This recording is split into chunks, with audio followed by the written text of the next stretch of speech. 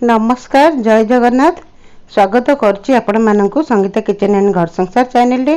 आज आम जाना जाऊे कलश स्थापनार सठिक विधि विषय रे, जहाँ जेकोसी पूजार प्रथम एवं सबुठु शुभ कार्य होता है। चलतु जाना कलश कौन कहीं स्थापना कराए एवं किपरि ठीक भाव में स्थापना करिया। कलश स्थापना पाई जहाँ आमको आवश्यक मुझे कौची। प्रथमतः गोटे कलश दरकार, तंबा हो कि माटी हो कि पितल हो, प्रथमे कलशटे दरकार। तापर गंगा जल कि पवित्र जल, गुआ चाउल जोटा कि आमर अक्षत, हलदी एवं सिंदूर, आउ पांच पत्र थिबा आंब पत्र। जमती कि आमर जेकोसी पूजा आम पांच पत्र थिबा आंब डाल को बसई था। सुदशा व्रत आम 10टी पत्र थिबा आंब डाल को बसई था। सेमती नवरात्रि रे 9टी पत्र थिबा आंब डाल को बसई था। और एकादशी व्रत आम 7टी पत्र थिबा बसई था। सेहीपरि आपण रेगुलर जेकोसी भी पूजा करछंदी 5 पत्र एवं 7 पत्र वाला आंब डाल नेकी बसई परिवे। तापरे दरकार गोटे नड़िया बा पैड जोटा कि नाली कपड़ा रे बंधा होइथिबो। तापरे जोटा कि आम रक्षा सूत्र रे गुड़ेकी ताको रेडी कर रखिथिबा। तापर किछि अक्षत एवं फूल दरकार, पंचरत्न किंबा गोटे रूपार कॉइन हो किंबा आपन को पितल कॉइन हो किंबा सुनार रूपार आउ स्टील भी लास्ट जदि किछि नथिबो आपन स्टील भी कॉइन दे परिवे।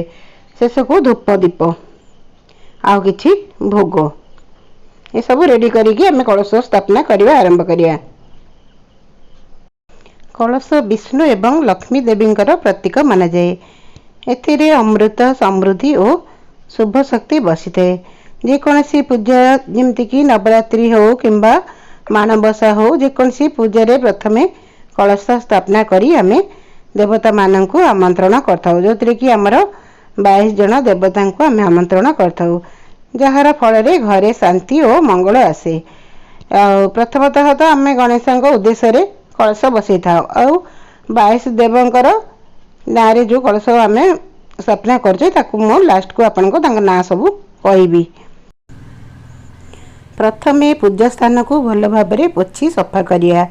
एक चौकी रखी तापरे लाल कपड़ाटे बिछेबा एवं जदि आपण पीढ़ाटे भी पकई पारे से स्वस्तिक आपण करें, ना अष्टदल पद्म मध्य अंकन करें। आपण झुटी रे भी करें, मुरुजरे भी करें। अंकन करी कलश रखा आम प्रस्तुति सब करना। यही कार्य सकाळ शुभ मुहूर्त करवा उचित। प्रथम कलश गंगा जल भरवा, आउ कि जल हलदी चाउल और फूल पकईकी ता भितर गोटे गुआटे देवा एवं गोटे कॉइनटे रखा।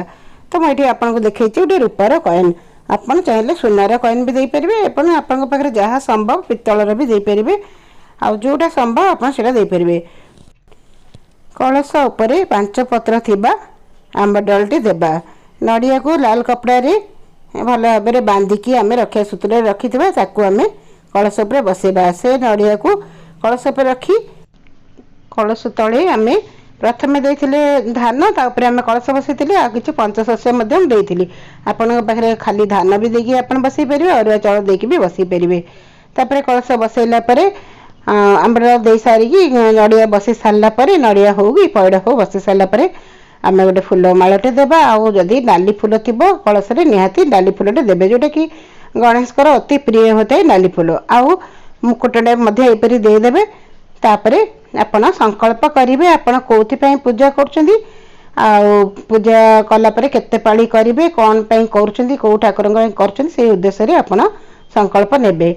आ पिंधिला हाथ में गोटे सुना मुदी सुना हो कि आपण पाखे जो मुदी थी इमिटेसन हो जहाँ भी हो, डाण हस्त गोटे मुदी पिंधि थे।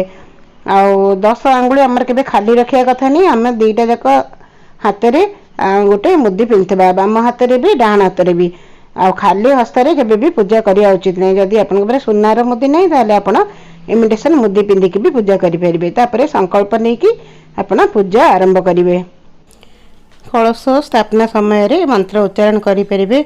ओम आप बस्पंतव्य स्वाहा, ओम विष्णवे नमः, ओम वरुणाय नमः, ओम पृथ्वे नमः। ଏହି ମନ୍ତ୍ର ଦ୍ୱାରା ଦେବତାମାନଙ୍କୁ କଳସରେ ବସିବା ପାଇଁ ଆମନ୍ତ୍ରଣ କରାଯାଏ। ପୂଜା ସମୟରେ ଏହି କଳସ ଅସ୍ଥିର ନ ହେଉ ପୂଜା ଶେଷରେ ଏହି ଜଳକୁ ପବିତ୍ର ମାନି ତାକୁ ଘର ଚାରିପାଖରେ ସିଞ୍ଚନ କରାଯାଏ। ଏଥିରେ ନେଗେଟିଭିଟି ଏନର୍ଜି ଦୂର ହୁଏ ଏବଂ ଘରେ ସୁଖ ଶାନ୍ତି ରହେ। ସ୍ଥାପନା ସମୟରେ ଆପଣମାନେ ମା ଦୁର୍ଗା କିମ୍ବା ଭଗବାନ ବିଷ୍ଣୁଙ୍କ ନାମ ନେଇ ସଂକଳ୍ପ କରିପାରିବେ। ଓଁ ନମୋ ଭଗବତୀ ବାସୁଦେବାୟ, ଓଁ ऐं ह्लीं क्लीं ଚାମୁଣ୍ଡାୟ ବିଚେ। ଏହିପରି ଯେକୌଣସି ପୂଜା ଆପଣ କରୁଥିବେ ସେହିପରି ଭାବରେ ମନ୍ତ୍ର ଉଚ୍ଚାରଣ କରିବେ। ଆଉ କିଛି ଜିନିଷ ଧ୍ୟାନ ରଖିବା ଦରକାର। କଳସ ପୂଜା ସ୍ଥଳର ମଧ୍ୟ ଭାଗରେ ରଖିପାରିବେ। ଆପଣ କିଏ ଯେମିତି ଦୁର୍ଗା ପୂଜାରେ ଡାହାଣ ସାଇଡ଼୍କୁ ରଖାଯାଏ ଏବଂ ମାଣବସାରେ ବାମ ସାଇଡ଼୍କୁ ରଖାଯାଏ। ଆଉ କେଉଁ ପୂଜାରେ ମଝି ଜାଗାରେ ବି ରଖାଯାଏ। ନଡ଼ିଆର ମୁଣ୍ଡଟା ନିଜ ଆଡ଼କୁ ରହିବା ଦରକାର। ପୂଜା ପରେ ଜଳକୁ ତୁଳସୀ କିମ୍ବା ଯେକୌଣସି ଗଛ ମୂଳରେ ଆପଣମାନେ ଦେଇପାରିବେ। ଏହିପରି ଭାବରେ କଳସ ସ୍ଥାପନା କଲେ ସମସ୍ତ କାର୍ଯ୍ୟରେ ଶୁଭ ଓ ସିଦ୍ଧ ହୋଇଥାଏ। ଆସନ୍ତାକାଲିଠାରୁ ମାର୍ଗଶିର ପ୍ରଥମ ଗୁରୁବାର ଆରମ୍ଭ ହେଉଛି, ଯେଉଁଟାକି ଆମର ଅଲାଗି ପାଳି। ଆପଣ ଏଥିରେ ଘରଦ୍ୱାର ଧୁଆପୋଛା କରିପାରିବେ। ଆଉ ଝୋଟି ବଦଳରେ ମୁରୁଜ ପକାଇ ପାରିବେ, ଧଳା ମୁରୁଜ। ଏବଂ ଆପଣମାନେ ମାଙ୍କର ଯେଉଁଠି ଅଛନ୍ତି ମା ଠାକୁର ଘରେ ସେଇଠି ଆପଣ ପୂଜା କରିପାରିବେ। ମାଙ୍କୁ ଆଉ ମାଣଙ୍କୁ ବାହାର କରିବେ ନାହିଁ, କେବଳ ଆପଣ ଫଟୋ ପୂଜା କରିପାରିବେ କିମ୍ବା ଛୋଟ ମୂର୍ତ୍ତି ଯେଉଁ ରଖିଛନ୍ତି ଘରେ ଡେଲି ପୂଜା କରୁଛନ୍ତି ସେଇଥିରେ ମାଙ୍କୁ ବସେଇକି ପୂଜା କରିପାରିବେ। କଳସ ମଧ୍ୟ ବସେଇ ପାରିବେ। ଅଲାଗି ପାଳି, ତେଣୁ ଏଥିରେ କୌଣସି ରନ୍ଧା ଭୋଗ ଲାଗି ହେଉନଥାଏ, କେବଳ ଆପଣ ଫଳ ଭୋଗ ଲଗେଇକି ପୂଜା କରିପାରିବେ। ଆଉ ଝୋଟି ବଦଳରେ ମୁରୁଜ ଦେଇପାରିବେ। ଆଉ ଝୋଟି ଦେଲେ ବି କୌଣସି ଅସୁବିଧା ନାହିଁ, ଆପଣ ଝୋଟି ବି ପକାଇ ପାରିବେ।